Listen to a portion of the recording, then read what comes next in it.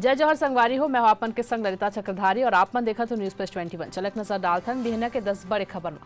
आज बिलासपुर दौरा में रही मुख्यमंत्री विष्णुदेव साय अटल विश्वविद्यालय के कार्यक्रम में हुई शामिल। छत्तीसगढ़ में 28 दिसंबर के बाद और बढ़ी ठंड, नारायणपुर सबले ठंडा जिला। मुख्यमंत्री साय अटल मॉनिटरिंग पोर्टल के करें शुभारंभ। हर योजना ऊपर सीएम सचिवालय के नजर, काम नहीं हुई तो होही कार्रवाई। 1500 कलाकार मन एक संग बजाइस तबला, गिनीज बुक में हुई दर्ज। ग्वालियर में मुख्यमंत्री बोलिन, कुंभ जैसे नजारा दिखिस। 25 दिसंबर के मध्य प्रदेश में तबला दिवस मनाही। आज नौसेना में शामिल हुई INS इम्फाल वॉरशिप 8 बराक और 16 ब्रह्मोस मिसाइल के लैस ले हिंद महासागर में चीनी घुसपैठ ला रोकी। वाराणसी, मथुरा, वृंदावन और गोरखपुर में प्रतिष्ठित मंदिर के पास अब नई बनी बड़ा इमारत, सीएम योगी के बयान। कोलकाता पहुंची गृह मंत्री अमित शाह, लोकसभा चुनाव के तैयारी के कर ही आकलन।